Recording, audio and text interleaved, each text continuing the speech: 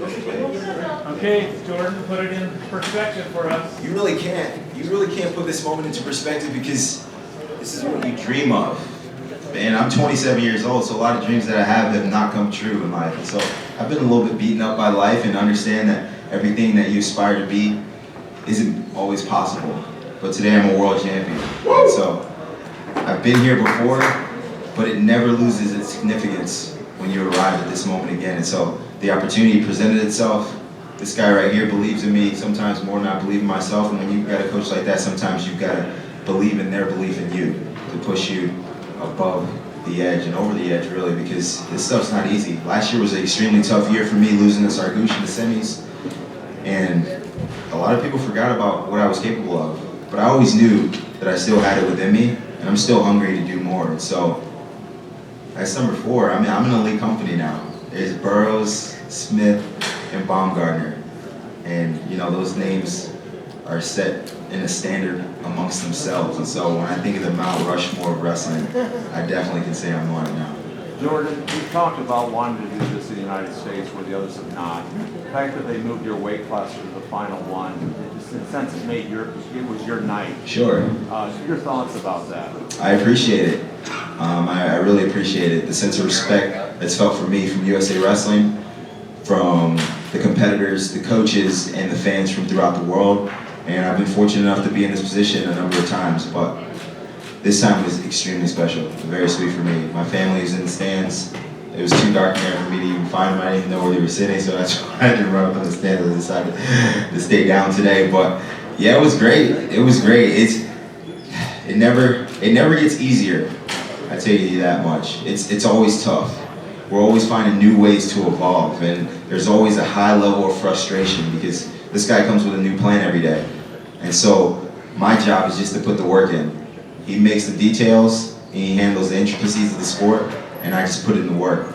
And so at times it's frustrating because you don't know if what you're doing is going to put you in the best position to be a world champion.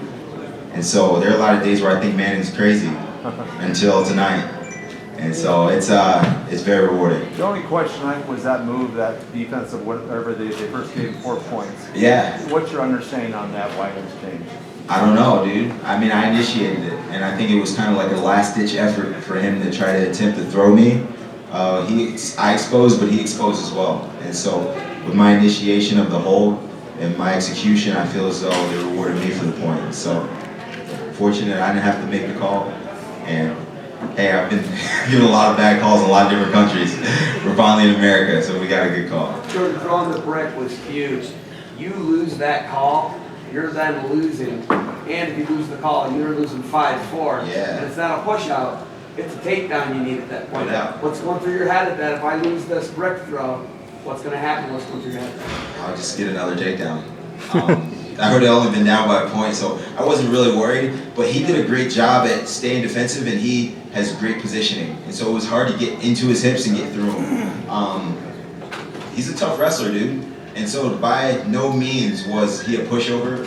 And when I saw him on the opposite side of the bracket, I knew that it would be a tough match. And so Bruce came to me and he said, listen, this guy may never get this opportunity again. He's going to try to light the world on fire. But you will. And so you have to understand that you've got to bring your A game whenever you have an opportunity to seize the moment. So I knew it was going to be a big match. I knew I could score as many points as possible on this guy, but I knew it would be difficult as well. And so I'm fortunate that it was a 10-0 tech fall. I really wanted that tech fall. I think I got the last takedown with like 2 or 3 seconds left, but it was the sprinkles on the Sunday. It was nice. You smell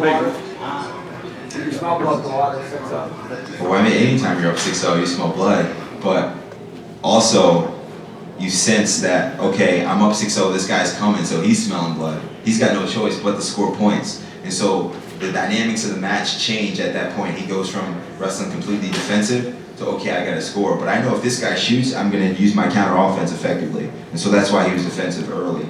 And I knew that even though he was down, he still couldn't put the chain wrestling together. He needed to score points because my counter offense would have been working well. Jordan was also a big night for James Green. Yeah, how he's much a did he beast, help dude. you this year? You said you had to recover from last year, but having him in the room and that type of thing. It's huge. Those young guys are my idols. Kyle Snyder, James Green are my idols, dude. And so those guys have been successful because they're uninhibited by anxiety and pressure and expectations. Like, no one expected those guys to come out here and do what they did. And I remember I roomed with Snyder at our first training camp of the summer in June, and just listened to him talk and how much he loved the sport and how he followed everything that Lou Rosselli told him to do. Everyone in this country, from a wrestling standpoint, needs to take that type of approach to this sport. He did everything right. He did absolutely everything right, dude. He went to bed on time, he ate well, he wrestled hard, he trained hard, he was coachable. And so I think one of the biggest underestimated abilities within a wrestler is coachability. And watching James Green and Kyle Snyder train this year, I'm like, man, this is how it's done. Those guys give me perspective. You know, the older you get, the more success you have, you're like, man, I know what's best for me. I know I need to take this afternoon off and go for a run. Or I know I don't want to run the cog this week and I'm just going to get a good lift in and stretch. But those guys are up there. They're up 6:30 a.m. doing the things that are necessary to get to the top. And while other guys are in the wrestling room stretching, those guys are busting their butts doing the extra, and that's why those guys are going home with hardware.